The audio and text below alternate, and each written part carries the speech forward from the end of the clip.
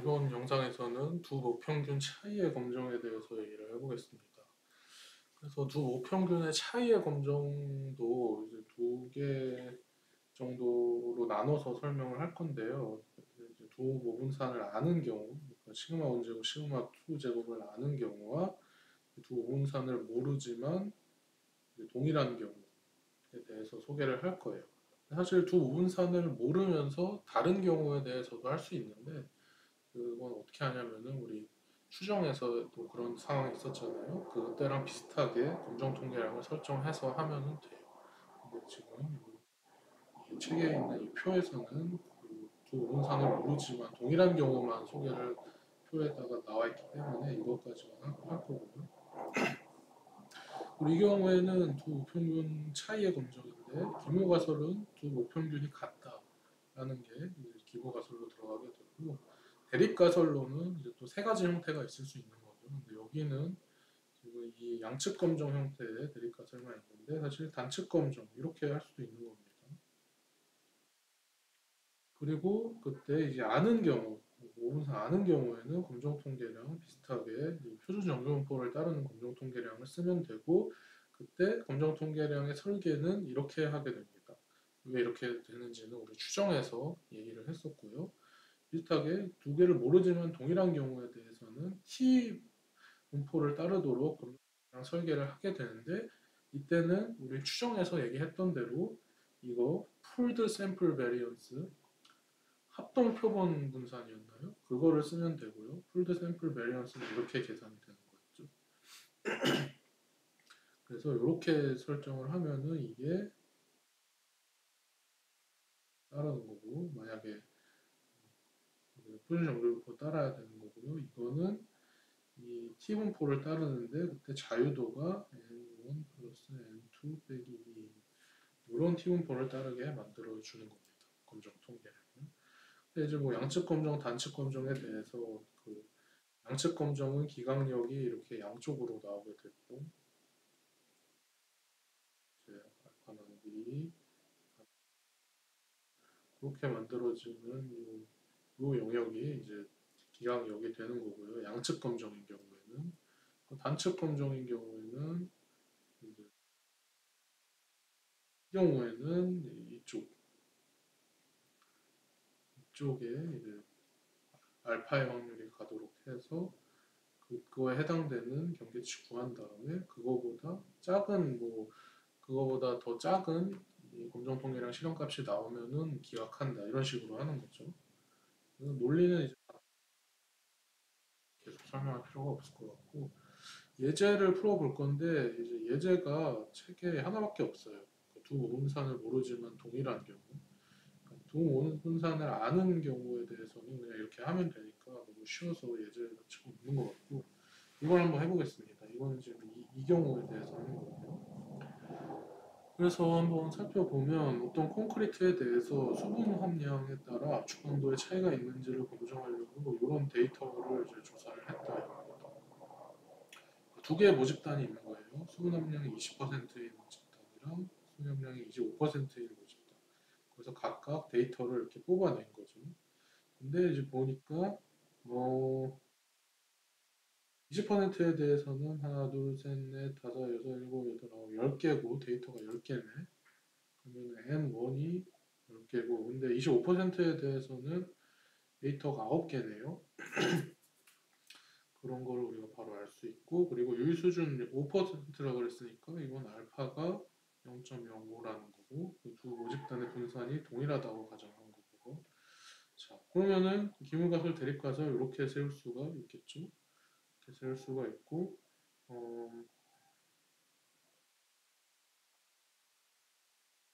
그걸 가지고 우리가 평균과 분산을 다 구할 수가 있어요. 그리고 제가 같이 해볼게요.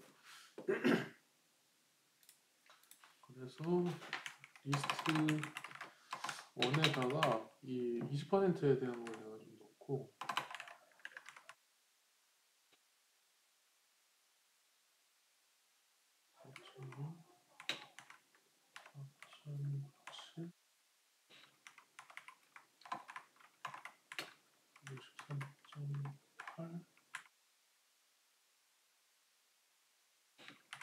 5.1, 6.0, 5.6 하면 잘 들어갔나?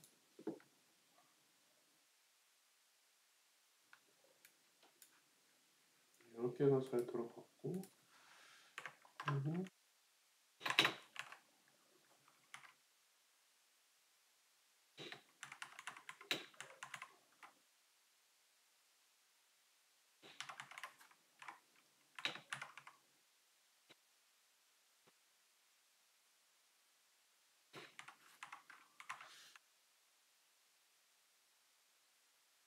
두 모집단에서 추출된 데이터를 이게 파이썬에다가 좀 옮겨 넣고 이거에 이제 표본 평균이랑 그 표본 분산을 다 구해 볼게요.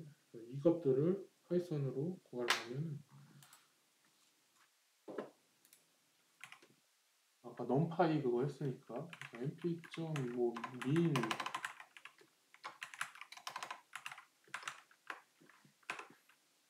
거를 뭐라고 할까?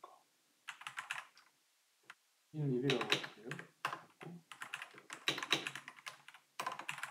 np 파이에 min이라는 걸 쓰면은 표본 평균을 구해줘요. 그래서 min1은 54.65 책에 있는 것처럼 나왔고 min2는 55.2 이렇게 나왔고 그리고 베리언스도 해볼게요. 베리언스 1은 np.variance하고 이제 하면 되는데 여기서 이게 표본 분산인지 또는 모분산을 구할 건지 그거에 대한 설정을 해주는 게 여기 있는데 체크를 해봐야 돼요.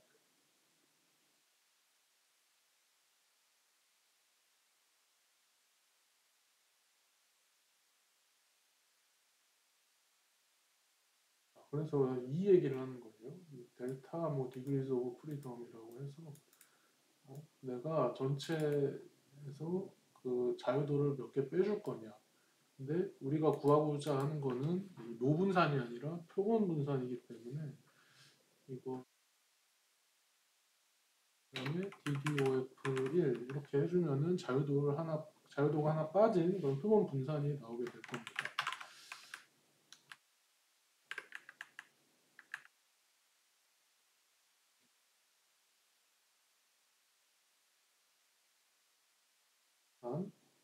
첫 번째 거는 표본 분산 0.3494 정도 나왔는데 비슷하죠. 책에 있는 거랑. 그리고 책에 있는 것보다 이게 더 사실 정확한 거죠. 책에 있는 거는 중간에 자른 거예요. 그리고 이 2.23245 소수점 셋째 차례에서 잘랐네요. 그렇게 해서 이 x바랑 x제곱을 다 구할 수가 있어. 그 다음에 두 집단의 모분산이 동일하다 그랬으니까요. 동일한 경우에는 사실 이렇게 하면 되죠. 이렇게 하는데 요 풀드 샘플 베리언스 이거를 구해가지고 하면 되는 거죠. 그리고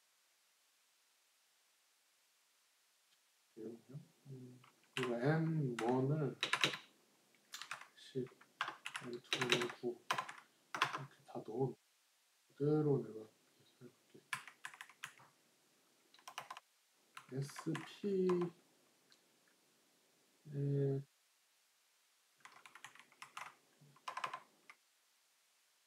이 스케어 이렇게 만들어 놓고 계산 이런 변수에다가 넣을게요. 그래서 n1 빼기 1 곱하기 이 x1 제곱이 베리언스 1이고 플러스 n2 빼기 1 곱하기 x2를 해주고 그다음에 이 전체에다가 전체를 나눠줄 거예요. n1 플러스 n2 빼기 2 이걸로 그러면은 스퀘어 이용어 철자 맞나? 좀 헷갈리는데 아무튼 무슨 말인지 알 것 같고 1.23588 이렇게 나옵니다. 책에서 계산한 거랑 같은 거예요. 근데 이게 더 정확하죠. 얘는 이제 소수점을 더 끝에까지 보여줬으니까. 자, 그래서 계산을 했고 그 다음에 우리가 또 모분산을 모르고 그리고 표본의 수가 많지도 않아. 표본의 수를 두 개 합쳐서 30개는 안 되기 때문에 이때는 우리가 T분 그 표준 정규분포를 쓸 수는 없고요. T분포를 써야 됩니다. 그 T분포를 따르도록 이렇게 할 거고, 그래서 검정 통계량의 값, 검정 통계량은 이렇게 했으니까 지금 우리 다 구한 거예요. 그래서 지금 여기에 제가 파이썬에다가 다 계산을 해놨잖아요. 알고 이거 알고 이것까지 알았으니까 검정 통계량의 값은 그대로 이제 요 식대로 계산을 하면 되죠. 그래서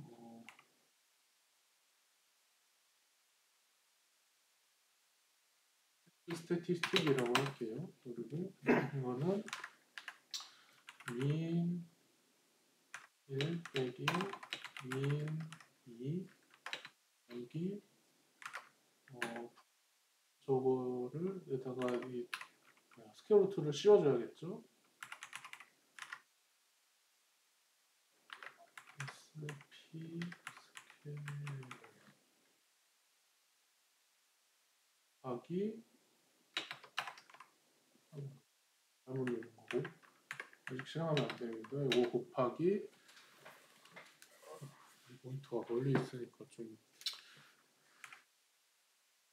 곱하기 그리고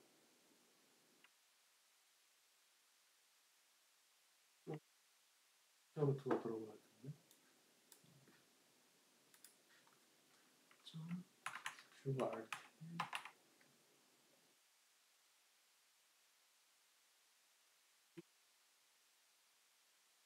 플러스 1 나누기 N2 이렇게 하면 되겠죠?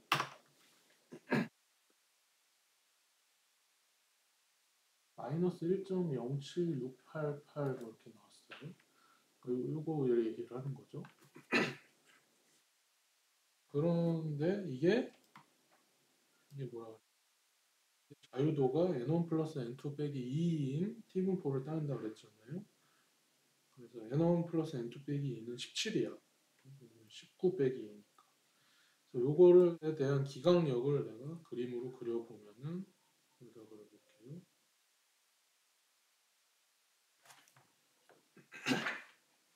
이게 지금 양측 검정이니까 여기 0이고 알파가 0.05라 그랬죠. 여기가 0.025 여기가 0.025가 되도록 하는 그런 이 경계치 값을 구하려면은 t 0.025 자유도가 17인 t분포니까 17 이게 되는 거고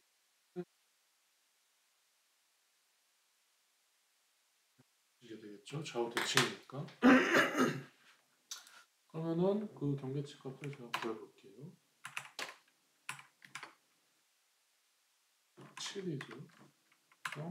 그리고 ISF를 써야지. 그리고 0.525 이렇게 하면은 2.1098 정도가 됩니다. 그러니까 이게 완전 는은 아니고 2.1098 정도가 된다. 그래서 여기는 2.1058 그거를 이 책에서는 소수점 셋째 자리에서 반올림해서 2.11이라고 한 거예요. 그리고 요거는 마이너스 2.11 정도가 되겠지. 그래서 기강력은 이 영역이 되는 거고 근데 검정 통계량의 값이 지금 마이너스 1.077 정도였죠. 그러니까 마이너스 1.077을 여기서 표시해보면은 여기가 마이너스 2.11이었으니까 여기 이쯤이 되는 거예요. 지금 여기가 이제 검정 통계량 시간값이 되는 거고 그러면 이거는 지금 기강력에 속하지 않죠. 그러면은 뭐다? 기하하지 않는다. H0 기무가설을 기하하지 않는다. 이렇게 결론을 내리는 거고요.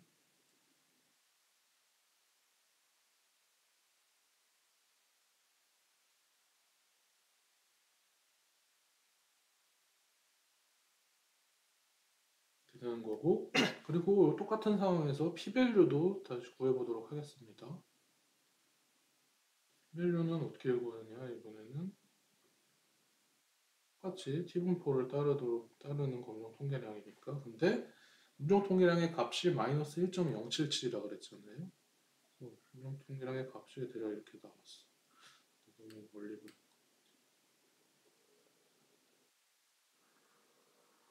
근데 이게 양측 검정이니까 얘랑 바로 대칭점에 있는 여기까지 해가지고 얘는 그 마이너스를 안 붙이는 거죠. 이 정도가 되는 거고요. 그때 p-value는 실현된 검정 통계량의 실현값 그 이상으로 대립가설을 지지하는 검정 통계량이 실현될 수 있을 확률이니까 이 상황에서는 이 영역을 얘기를 하는 거죠. 여기랑 여기까지. 이거는 양측 검정이니까.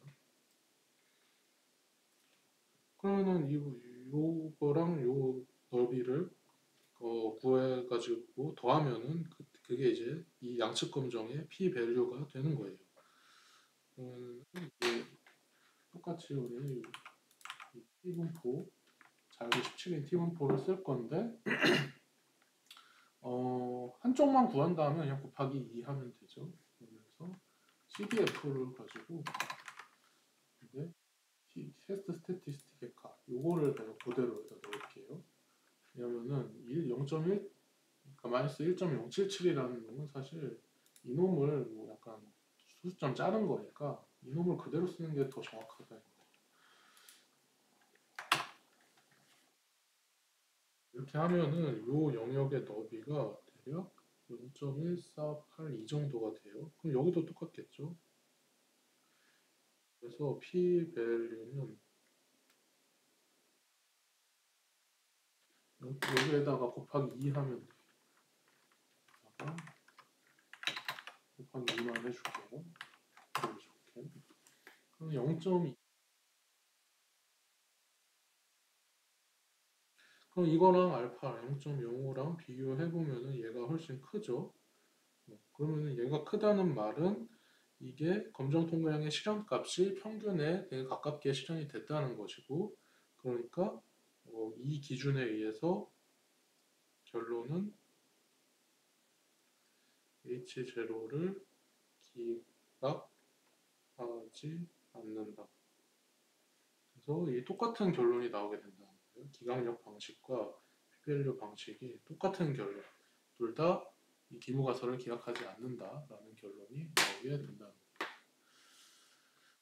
그래서 두 우평균의 차이의 검정에 대한 예시까지 했고요. 근데 여기에 있는 이거 가지고 여러분들은 만들어낼 수 있는 경우의 수가 몇 가지입니까? 아는 경우, 모르는 경우. 그러니까 이걸로 이제 두 가지 경우가 있고 거기에다가 대립 가설의 종류가 세 가지가 나올 수가 있잖아요. 그냥 다 양측 검정인 경우랑 이쪽 단측 검정, 저쪽 단측 검정. 그러니까 6가지 종류의 상황을 만들어낼 수가 있다는 거죠. 이거는 그 중에서 한 가지만 보여준 거고요. 다음 영상에서 이번에는 이제 평균에 대한 검정이 아니라 분산에 대한 검정을 다뤄보도록 할게요.